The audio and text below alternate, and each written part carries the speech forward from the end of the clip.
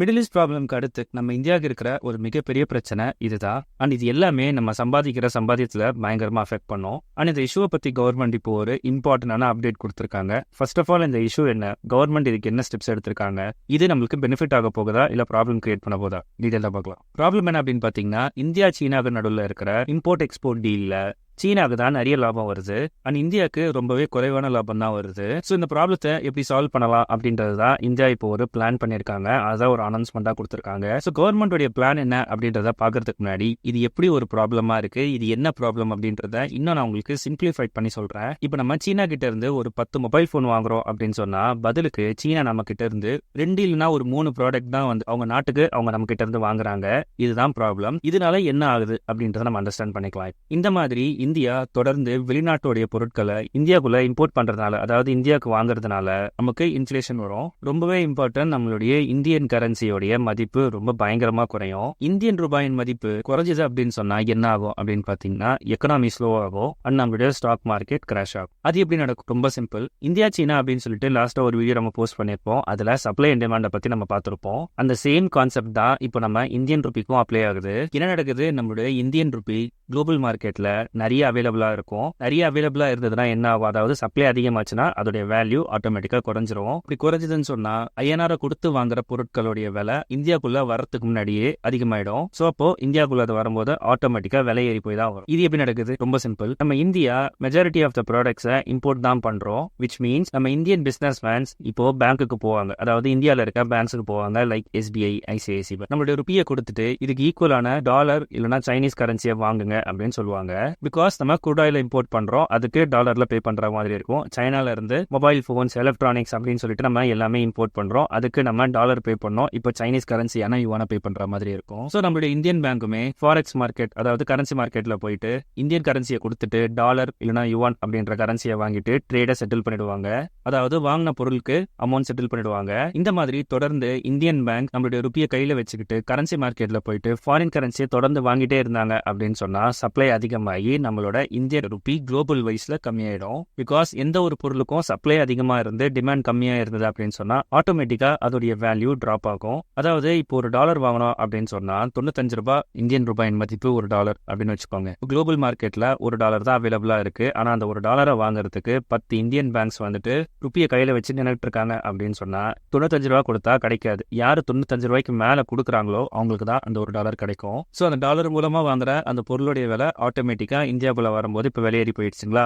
இவ்வளவுதான் விஷயம். Okay brother, but இது வந்துட்டு குளோபல், அதாவது இந்தியாவுக்கு வெளியே நடக்குது அண்ட் நம்ம இந்தியாவுக்குள்ள இருக்கிறோம் அப்படின்னா இந்த பணவீக்கம், இந்த இன்ஃப்ளேஷன் எப்படி என்ன பாதிக்கும் நீங்க நினைக்கலாம். Very simple. எக்ஸாம்பிளுக்கு crude oil எடுத்துக்கலாம். அதுதான் நம்ம வந்துட்டு நிறைய இம்போர்ட் பண்றோம். இப்போ ஒரு பேரல் crude oil வந்துட்டு ஒரு டாலருடைய இந்திய மதிப்பு 95 ரூபாய். இப்போ நிறைய பேர் இந்தியன் கரன்சி எடுத்துட்டு குளோபல் மார்க்கெட்ல அதர் கரன்சி வாங்குறதுக்கு வெயிட் பண்ணிட்டு இருக்காங்க அப்படின்னு சொல்லும் போது என்ன ஆயிடுச்சு, நம்மளுடைய இந்தியன் வேல்யூ குறைஞ்சு போச்சா? சோ ஒரு பேரல் crude oil வாங்குறதுக்கு நீங்க ஒரு டாலர் வாங்கணும். அப்பனா ஒரு டாலர் நீங்க வாங்கணும்னா நீங்க அந்த ஒரு டாலருக்கான மதிப்பு என்ன, 95 ரூபாய். இப்போ 95 ரூபாய் கொடுத்தா அந்த ஒரு டாலர் உங்களுக்கு கிடைக்குமானா கிடைக்காது. ஏன்னா நிறைய பேர்கிட்ட இப்போ ருப்பி இருக்கு, ஆனா டாலர் ரொம்ப கம்மியா தான் இப்போ குளோபல் மார்க்கெட்ல அவைலபிளா இருக்கு. அப்பனா யார் அதிகமா தராங்களோ அவங்களுக்கு தான் டாலர் கிடைக்கும். சோ அந்த டாலரை வாங்கி தான் நம்மளால அந்த crude oil இம்போர்ட் பண்ண முடியும். விச் மீன்ஸ் லாஸ்ட் மந்த் ஒரு பேரல் crude oil 95 ரூபாய் இருந்தது அப்படின்னு சொன்னா இன்னைக்கு அதோடைய விலை கண்டிப்பா 95 ரூபாய் இருக்காது, அதுக்கு மேலதான் இருக்கும். 97 ரூபாய், 98 ரூபாய் அப்படின்னு இருக்கும். இப்போ அந்த crude oil இந்தியாவுக்குள்ள வந்ததுக்கு பிறகு என்ன ஆகும், அதை ரிஃபைன் பண்ணுவாங்க, அதை ப்ராசஸ் பண்ணுவாங்க, அதுதான் நம்மளுக்கு பெட்ரோல் அண்ட் டீசலா கிடைக்குது.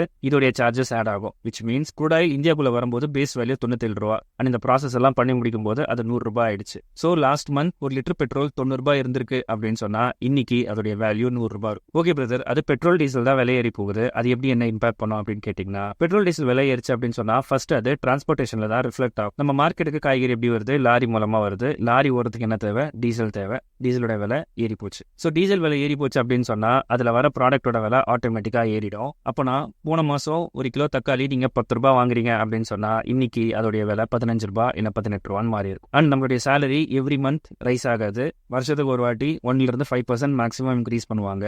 ஸோ உங்களுடைய பையிங் பவர் இது மூலமா குறையுது. அண்ட் இதுதான் இன்ஃப்ளேஷன் அண்ட் இதுதான் ஒரு மிகப்பெரிய problem for every single citizen in India. இப்போ இந்த மாதிரி இன்ஃப்ளேஷன் வராம இருக்கிறதுக்கு ஆர்பிஐ ஒரு டெம்பரவரி ஒரு மூவ் பண்ணுவாங்க. அதுதான் ரிசர்வ்ல இருக்கிற ஃபாரின் கரன்சியை யூஸ் பண்ணுவாங்க.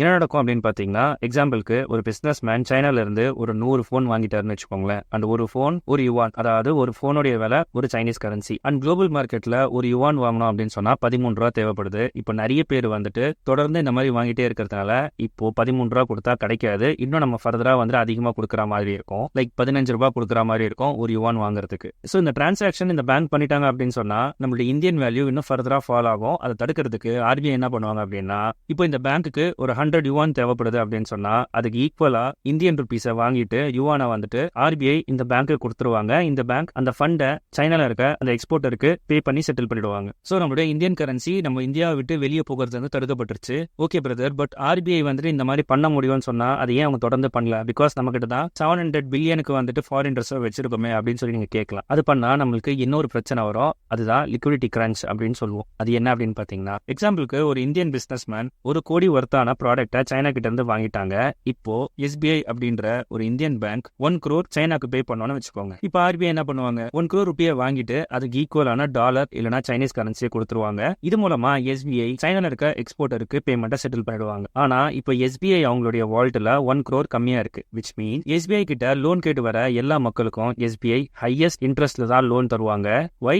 இட்ஸ் பிகாஸ் இங்க கரன்சியோட சப்ளை குறைஞ்சு போச்சு. பட் லோன் அப்படின்றது கரன்சிக்கான டிமாண்ட், அது இங்க ரைஸ் ஆகுது. விச் மீன்ஸ் இதை ஹேண்டில் பண்றதுக்கு ஒரே வழி ஹையர் இன்ட்ரெஸ்ட் தான் லோன் தர மாதிரி இருக்கும். அப்படி நடந்தா என்ன ஆகும்? நிறைய பேர் லோன் எடுக்க மாட்டாங்க. லோன் எடுக்கல அப்படின்னு சொன்னா எக்கனாமி ஸ்லோ ஆகும். லோன் எடுக்கிறதுக்கும் எக்கனாமி ஸ்லோ டவுன் ஆகிறதுக்கும் என்ன சம்பந்தம் பிரதர் அப்படின்னு சொல்லிட்டு இப்ப நீங்க கேட்கலாம். இப்ப இருக்கிற சிச்சுவேஷன்ல எந்த ஒரு பொருளுமே யாருமே 100% கேஷ் கொடுத்து வாங்க மாட்டாங்க. மோஸ்ட்லி இஎம்ஐ தான் போவாங்க.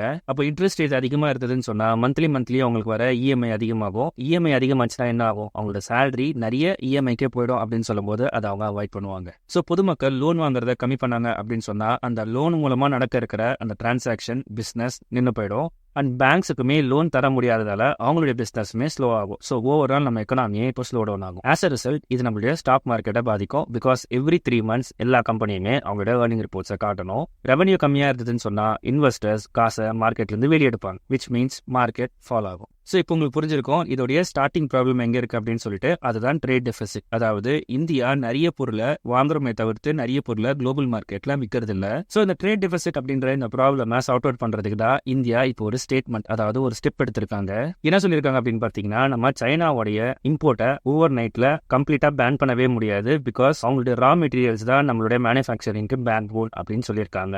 ஸோ சைனா கிட்ட இருந்து மட்டுமே நம்ம இம்போர்ட் பண்றதுக்கு பதிலாக அதர் ஆல்டர்னேட்டிவ்ஸை தேடலாம் அப்படின்னு சொல்லியிருக்காங்க. லைக் தைவான், ஜப்பான் இந்த மாதிரியான அதர் கண்ட்ரீஸ் உடைய ப்ராடக்ட்டை நம்ம இம்போர்ட் பண்ண ட்ரை பண்ணலாம் அப்படின்னு இருக்காங்க.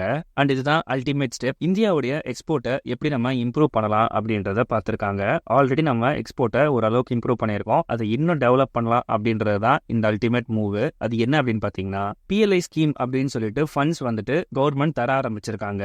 எக்ஸாம்பிளுக்கு இந்த பிஎல்ஐ ஸ்கீம் மூலமா லாஸ்ட் இயர் நம்மளுடைய எக்ஸ்போர்ட் 37% ஏறி இருக்கு. Which is 19.4 billion. அதாவது நம்ம இந்தியாவிலேயே ப்ராடக்ட்டை மேனுஃபேக்சரிங் பண்ணி அந்த ப்ராடக்ட்டை வெளிநாட்டுல விற்கிறது மூலமா 19.4 பில்லியன் ரெவன்யூ ஜெனரேட் பண்ணியிருக்கோம். இப்போ இதை நம்ம இன்னும் ஃபர்தரா இம்ப்ரூவ் பண்ணணும் அப்படின்றது தான் கவர்மெண்டோட நெக்ஸ்ட் ஸ்டெப்பா இருக்கு. அதுக்கு தான் பிஎல்ஐ மாதிரியான ஸ்கீம்ஸ் எல்லாமே கொடுத்து இந்தியாலேயே மேனுஃபேக்சரிங்கை இம்ப்ரூவ் பண்றதுக்கு சப்போர்ட் பண்றாங்க. இது எப்படி ஒர்க் ஆகும் அப்படின்னு பாத்தீங்கன்னா, ஜென்ரலாவே நம்ம சைனா கிட்ட இருந்து ஓஎல்இடி பேனல் முழுசா தான் நம்ம இம்போர்ட் பண்ணுவோம். ஸோ நம்ம என்ன பண்ணிருக்கோம் அப்படின்னா, எந்தெந்த ப்ராடக்ட்ஸ் எல்லாமே நிறைய நம்ம இம்போர்ட் பண்றோமோ அந்த ப்ராடக்ட்ஸ் எல்லாமே இந்தியாக்குள்ளேயே மேனுஃபேக்சரிங் பண்ண முடியுமா, மேனுஃபேக்சரிங் பண்றதுக்கு சப்போர்ட் பண்றோம். ஸோ தட் அந்த சேம் ப்ராடக்ட்டை மேட் இன் இந்தியா அப்படின்னு சொல்லிட்டு நம்ம கிரியேட் பண்ணிட்டோம் அப்படின்னு சொன்னா அதை சைனா மாதிரியான அதர் கண்ட்ரீஸ்க்கு நம்மளால எக்ஸ்போர்ட் பண்ண முடியும். இது மூலமா லாஸ்ட் இயரை விட கம்மிங் இயர்ஸ் எக்ஸ்போர்ட் இம்ப்ரூவ் ஆகும் அப்படின்றது தான் கவர்மெண்டோடைய பிளான். இப்போ உங்களுக்கு ஓவராலாவே நம்ம இந்தியாவுக்குள்ள என்ன நடந்துகிட்டு இருக்கு, இந்தியாவை சுத்தி என்ன நடந்துகிட்டு இருக்கு அப்படின்றது புரிஞ்சிருக்கும்.